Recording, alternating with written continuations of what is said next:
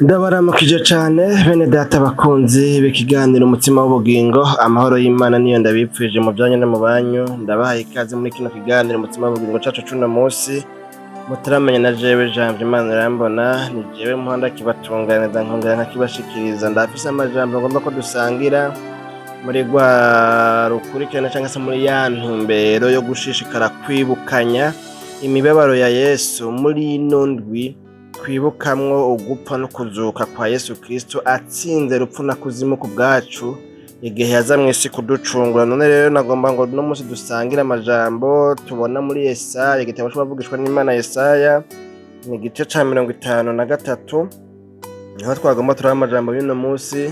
Ejo haheze twarabiye hamwe amajambo twabonye mu gitabo c'ivyahishuriwe Yohana, ingene Yohana yavyeretswe yerekwa ivyo bintu vyabaye kera cane kugira ngo nawe avyandike abibwire amashengero. Kumbure yariko arabwira, murazi yuko hariya yabwiye amashengero indwi yo muri Aziya, ayandikira ivyo yeretswe vyose. None natwe twarashikiriwe rero, twavuganye kukuntu habaye inama mw'ijuru.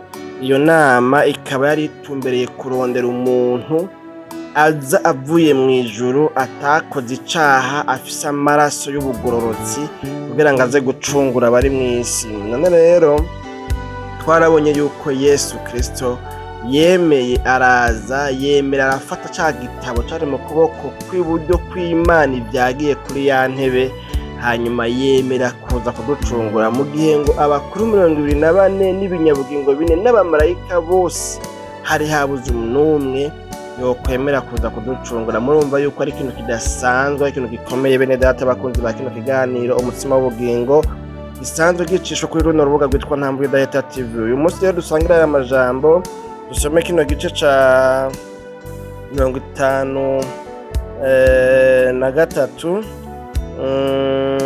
dusomeye imirongo 12 yose, kumbure si myinshi cane muri ihangana tuyisome. Turiko turibukanya, kumbure ngira ngo hoba ari habo aya majambo batari bwayumve, izi nkuru batari bwazumve, batari bwazibwigwe, mu ntumbero yo kwibukanya muri no misi ya Pasika. Aya majambo avuga ngo ninde yemeye inkuru zacu, kandi ukuboko k'Uhoraho kwahishuriwe nde? kuko yakuriye imbere yiwe nk'ikironge, kandi nk'agashami kava mw'ivu rigadutse.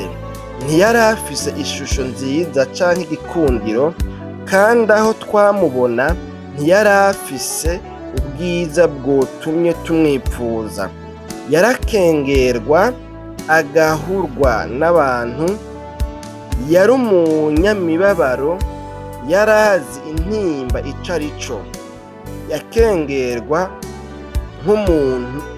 nk'umuntu abandi bahisha mu maso habo, natwe ntaco twamwibajijeko. Nukuri ni zacu ntimba yishizeko, ni yacu imibabaro yikoreye, ariko tweho twamwiyumviriye nk'uwacumiswe n'Imana, akicurikizwa n'akabonge. Yamara yacumitiwe ibyacu bicumuro, yajanjaguriwe ibyacu bigabitanyo. Igihano kituronkesha amahoro cabaye kuri we, kandi imishishagu yiwe niyo idukiza. Twese twazimiye nk'intama, twese twagiye isabagire, umuntu wese mu nzira yiwe. Uhoraho amuremeka ukugabitanya kwacu twese. Yaracuranguzwa, yamara akarendeka, ntiyakurako umunwa. Nk'umwagazi w'intama ujanwa mw'ibagiro, canke nk'uko intama itekerereza imbere y'abayikemura, niko atakuye k'umunwa. Yakuweho no kugirirwa nabi, no gutsindishwa. Mubo mu runganwe rwiwe ninde yabishize ku mutima ko yakuwe mw'isi y'abakiriho?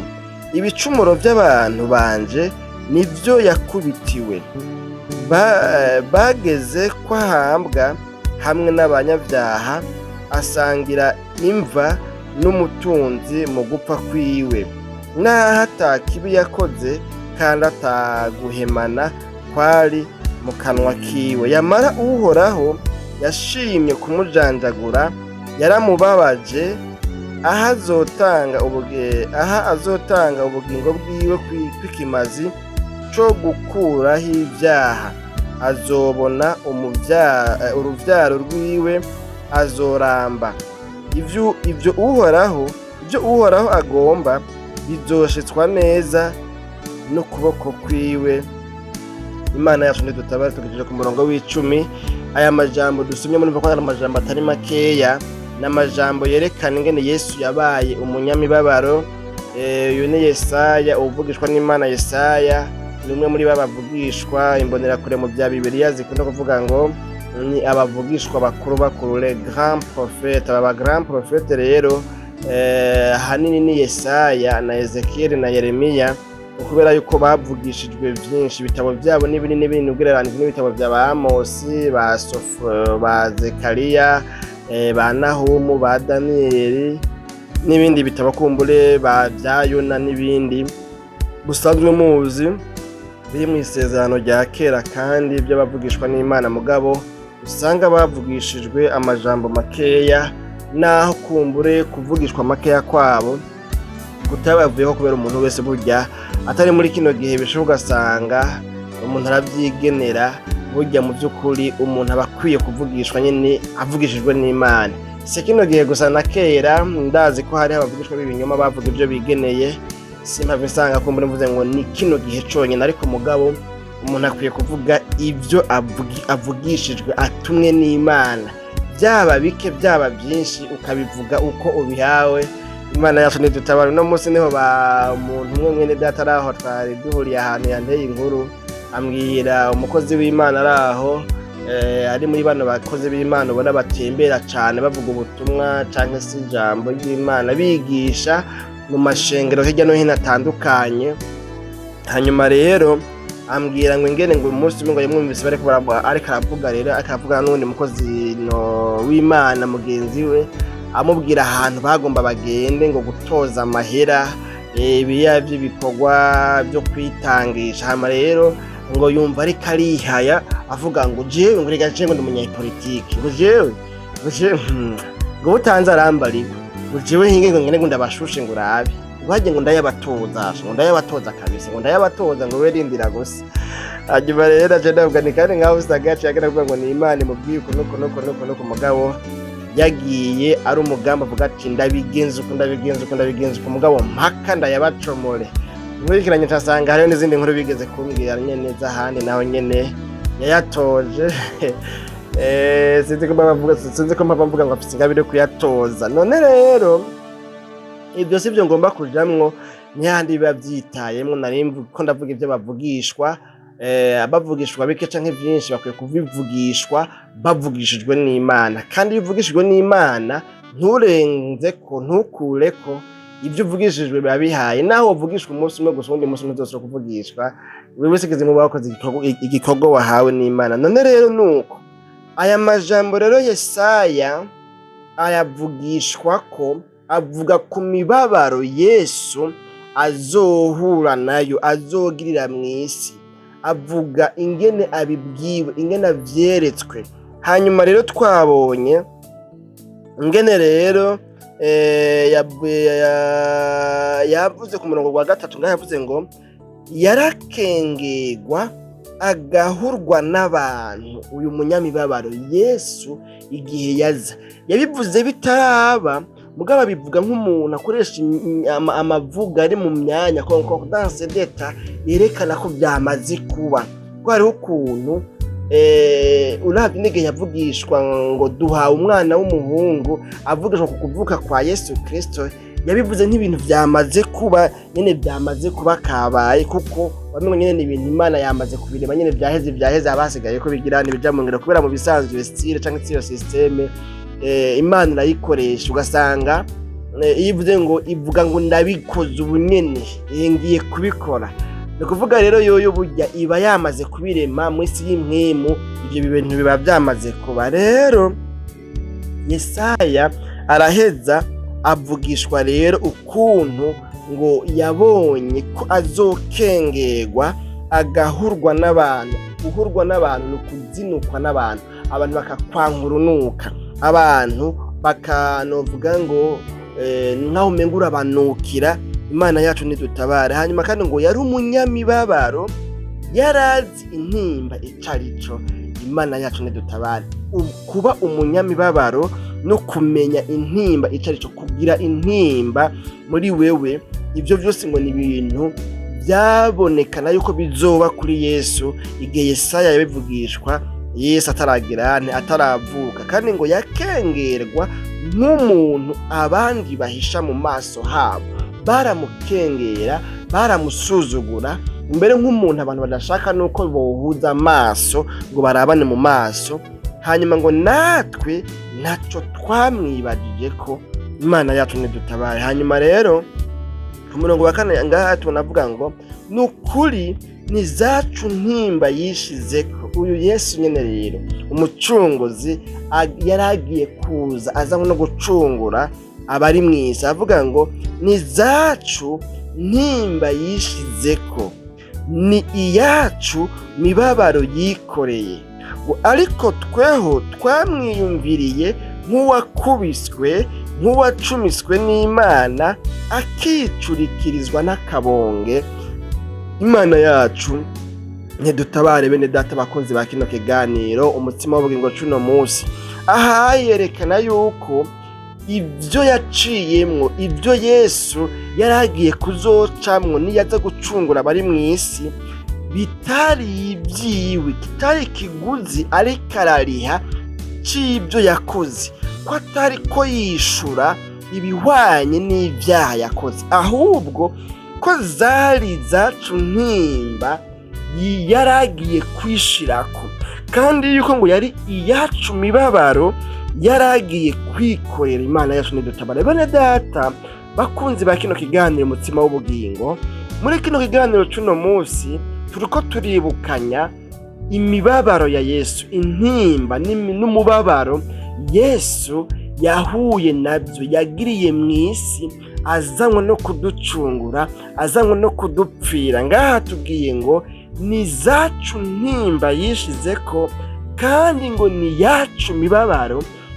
yikoreye. Mu kiganiro c'ubuheruka c'ejo hahise twavuzemo ukuntu kijya gitabo Imana yari yipfumbase mu kuboko kwayo kw'iburyo cari igitabo carimwo ibyaha byose abantu bagirizwa, kubera twabonye yuko imbere y'Imana ibyo umuntu akora byose, byaba bibi byaba byiza, birandikwa. Hanyuma rero umuntu agaheza agahabwa canke akageregwa ingero nziza canke mbi hisunzwe ko ibyo yakoze ari bibi canke ari byiza. Imana yacu nidutabare rero. Kandi ngo kijya gitabo carimwo n'igihano, ibihano bitegekanijwe ku muntu wese afise ibyo aregwa by'ibyaha ku bari mw'isi. Imana yacu nidutabare. Yesu rero ngo kiriya gihe ririya tangazo riba amaze kwemera, burya ngo yari yemeye kwishira kw'intimba zacu no kwikorera imibabaro yacu. Yari yemeye kwankwa n'amahanga, kwankwa n'abantu, gusuzugurwa, kandi aba bantu bumva bamusuzugura bari bo nyene yikorereye ibyaha. Imana yacu nidutabare. Bene data bakunzi ba kino kiganiro umutima w'ubugingo cuno munsi ku murongo wa 5 tubandanije, kuko nta n'uhava kumbure aronka umwanya uhagije kuyavuga ko yose, turiko turibukanya. Umurongo wa 5 uvuga ngo yamara yacumitiwe ibyacu bicumuro, yajanjaguriwe ibyacu bigabitanyo, igihano kituronkesha amahoro cabaye kuriwe, kandi imishushago yiwe niyidukiza. Imana yacu nihimbazwe kandi nihezagirwe n'ahari isanzwe ihezagira. Bene data bakunzi ba kino kiganiro umutima w'ubugingo, Yesaya ariko aravyereka aravuga ngo yamara nubwo biruko, nubwo abantu ari intashima, nubwo abantu ari imburabugirire, yamara uyu nyene wumva basuzuguye, bagakwega ubwanwa, bakamushishagura, bakamukubita, bakamutonagura, bakamukindaga, bakamubwira uko bigombeye.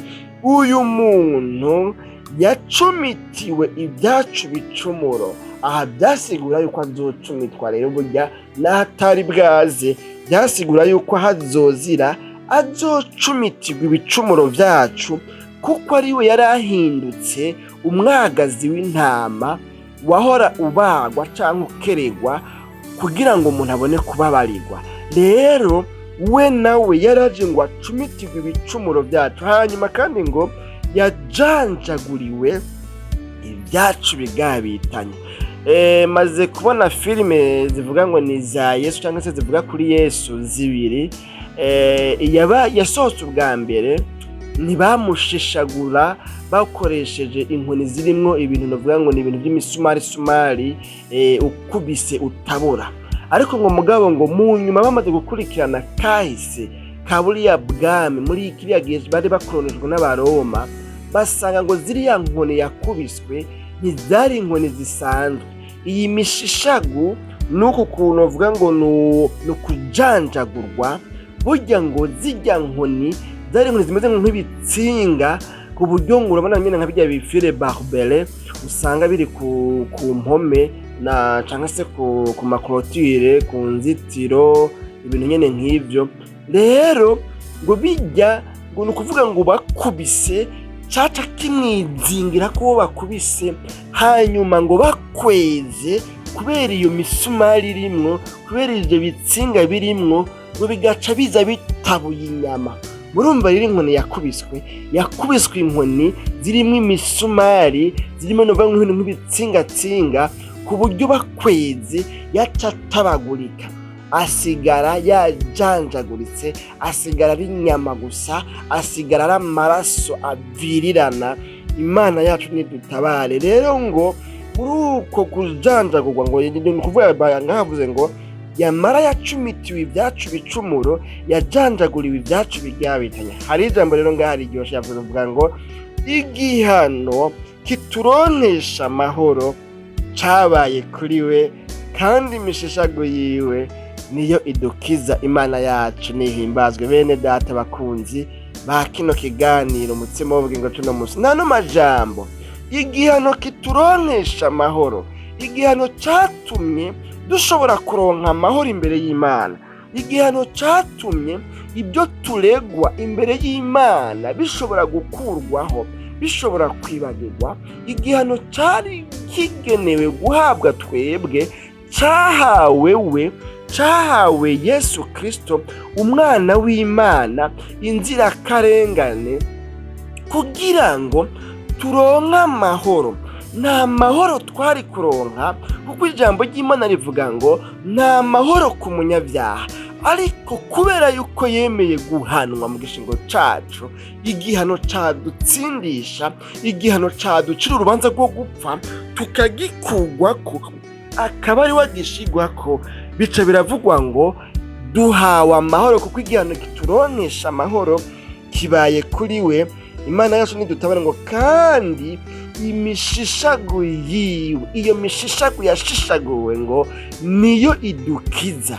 Muri izo nkovu ziwe, muri ibyo bikomere vyiwe, ayo maraso havuye mwagakiza gatuma dukizwa ibyaha, gatuma twemerwa imbere y'Imana, twarabo gupfa rubi atabantu twarimwo, ariko ubu tukaba twemerwa kuba abantu b'Imana kubwiza imbabazi zibonekana muri kino gihano Yesu yagize yemeye mu gishingo cacu. 6 tuvuga ngo twese twazimiye nk'intama, twese twagiye isabagire, umuntu wese mu nzira yiwe.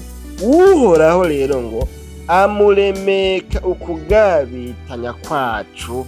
Imana yacu nidutabare. Bene data bakunzi ba kino kiganiro umutsima w'ubugingo tuno musa, n'amajambo rero simpava ndayavuga ko yose ngo ndayamare.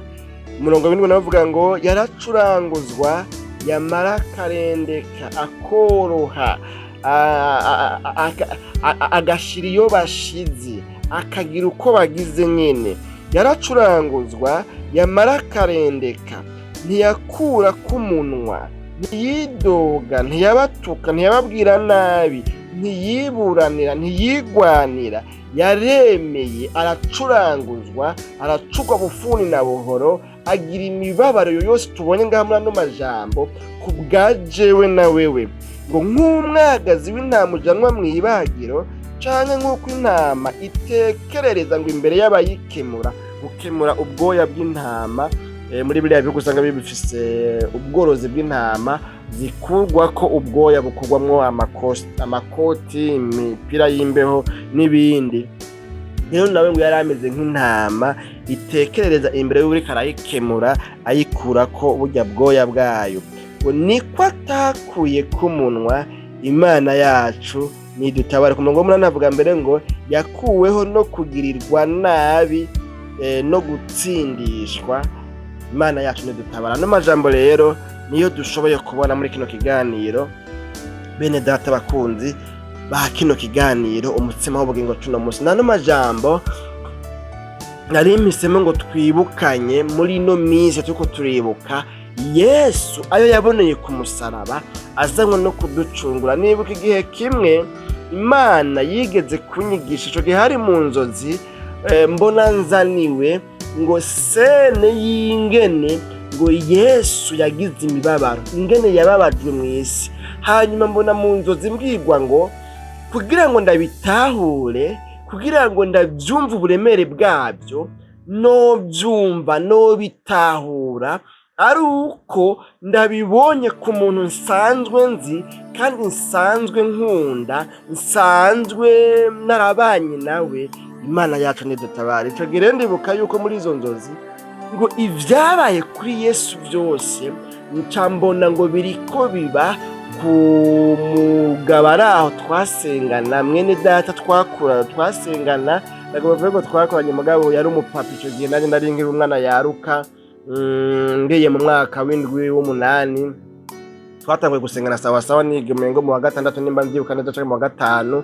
Rero uyu mugabo yitwa Nakubedetse Jonas, ni hari Rugazi wacu mu ntara ya Bubanza. Hanyuma yo twarasengana, yarangyohera n'abandi barangyohera, twarasenganye n'abantu nita abahizi, mbere babaye mu bantu bamotiva umutima wanje, nkababazwa n'ingene mbona bo bashoboye ibikorwa by'Imana, basengesha, basigura bigakunda, basenga isengesho rikitaba, bashinga intahe, barongora amasengesho, baririmba, bakaririmbisha abasenzi, umugisha ukamanuka. Nkumva ngize umutwaro muri jewe nanje ico gihe, none Mana kubera iki jewe umengo ndigatinya shengero, nabayeho mfise isoni, nabayeho ntavuga, nabayeho ndi umuntu niyo ngiye gutanga imperezwa hari imbere, ngarutse nshobora kuyoberwa intebe naye nicayemwo, kubera numva umenga amaso yose ariko araba jewe, numva umengo mfise ubwoba imbere y'abantu. Nari umuntu adashobora guhagarara imbere y'abantu ngo abe yoshikiriza disikuru. Iyo hageze kuririmba muri ya manota yo mu ishuri byarangora, nkaca ndirimba umengo ngomba kurira. Urumva nyene nari umuntu atinya kuvuga, atinya guhagarara imbere y'abantu. Bene data ntivyari ibintu muravye nyene ndiko ndavuga imbere yanyu, kumbure imbere ya kamera, hari n'abandi maze kuvuga imbere yabo, kumbure muri mwebwe muri kumuraraba ino video. Jewe sinari umuntu yozovamwo bino, sinovuga ingene byagenze, kumbure ngira ngo nzogaruka ndabisozere muri rwa rukurikirana rw'ibiganiro natazigiye ngo kahise kanje. Hari ibiganiro maze gushikiriza muri urwo rutonde rwa kahise kanje, mbashingira intahe ivyo naciyemwo, ubuzima bw'ishuri, ubuzima bw'ingwara, ubuzima bw'ubupfuvyi, ubuzima bw'ibindi byose nagiye ncamwo. Ndasigaje nk'ibice nka 2 canke 3 kumbure. Harimo igice kijanye n'ingene nakijijwe, ubuzima bwanje rukristo, ubuzima bwanje bw'iyobokamana muri kahise kanje. Ndafise kare n'ikindi kiganiro naco nyine muri urwo rutonde nyine nzovuga ku bijanye na kahise kanje, mugabo muri uno mwuga, bino bintu nabitanguye gute, byageze gute, byanjemwo gute, ibintu nyene nk'ibyo. Nibaza ko hari nari nk'ibyo bibiri bijanye na kahise kanje ntarasozera muri urwo rutonde rw'ibiganiro nabashikirije muri iyo minsi heze. Rero iyo Nakubedetse Jonas yarangyohera, yarampezagira, yari umugabo yasenga, yaguruka yatamba novuga ngo mugasi kuguruka mu buryo nyine bwo kuguruka mvuga nyine kwa gutamba murabona ubuho batamba mu gisirimba twebwe ico gihe mu basenzi twabyita ngo ni ugutamba umushayishayi babita umushayishayi kubera yuko ico gihe n'abantu bari basinziriye bari bagize intege nke bari nanata bagahitira rigaca rihera iyo bagomba kugwanya itiro baca bahaguruka bakavuza ipendo n'ingoma nyene hanyuma nyene bakagirane bakazunguruka nyene tukaryoherwa mu masengesho iminsi 2 iminsi 3 kuri eglise twaba twagiyemo mu mugwi w'abasenzi. Imana yacu nihimbazwe bene data bakunzi bakino kiganiro umutima w'ubugingo cyo no musi rero nako bedetse Jonas mbona ngo ni wari mu gishingo ca Yesu nanje ngo naramukunda kubi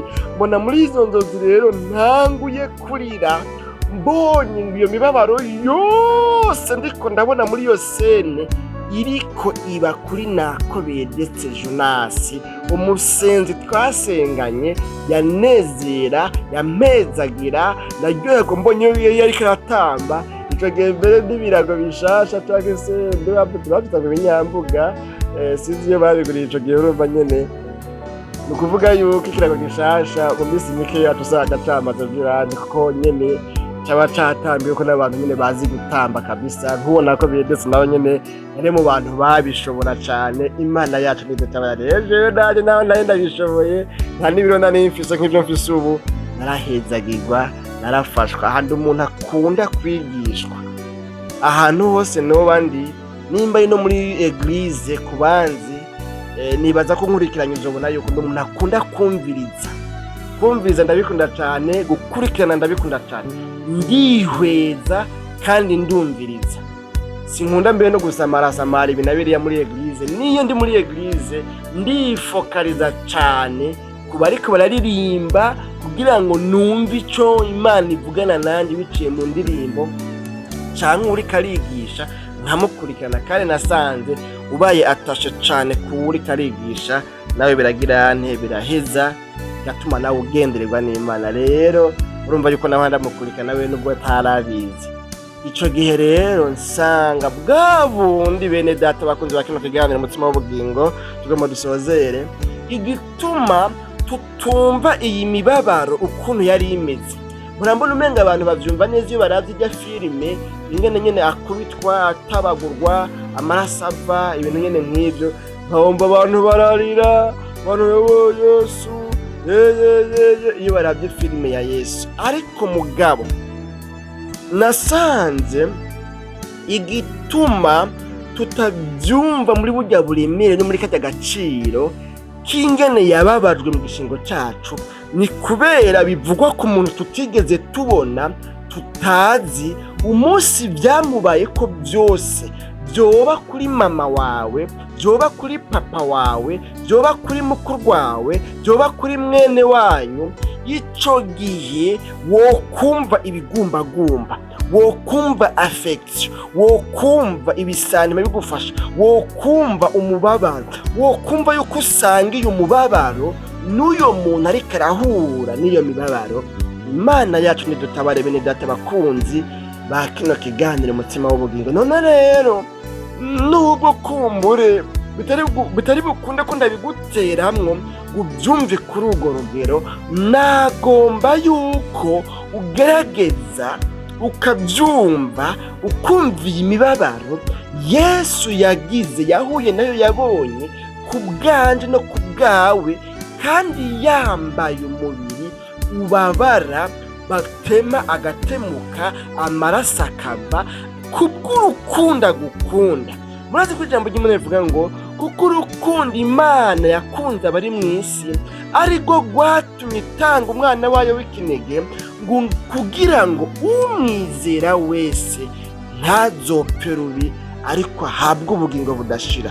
Uru rukundo rero niko rwatumye yemera gukomereka, niko rwatumye yemera kubabazwa, nta anesthesia yaratewe.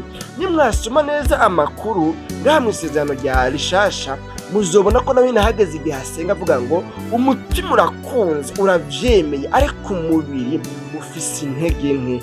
Imana yacu nidutabare burya nuko bino biganiro tubitanguye iminsi tujanye kandi tukabitangura usanga ata mwanya dufise wo kubifata ngo dufate byose agace ku kandi agiye gusenga Getsemane bimeze uko ingene yafashwe n'ingene yabyagenze turahakwa kutazobishika ko kumbure kubera yuko nyene imisi zo havi duherana kandi mubona tuko turategura ikiganiro kimwe ku munsi bivanye n'ubwo natwe twirirwa mu kazi ka misi yose gusatira umuntu agaca rero mu masanga z'ijoro saa 5 z'ijoro umuntu akaba yacafata bino biganiro ejo nkaca nirirwa ndakimonta hanyuma gihejeje nkaca ndagishirako iyo amatara anyankiye naho biranga nuko ndagishirako kubera ko nyene imashini yo kugitunganya iba yabuze umuyaga nkuba.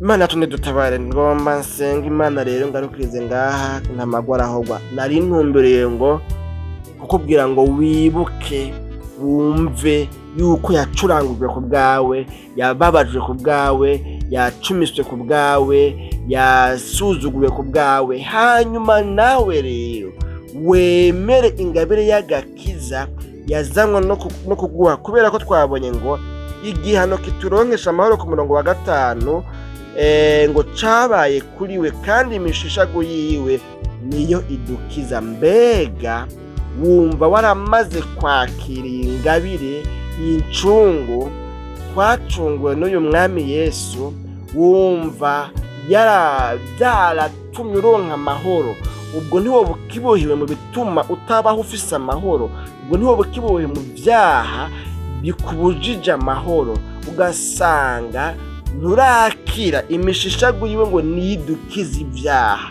ubwo ntiwosanga utarakirizwa ibyaha, ugasanga uracabohewe mu byaha.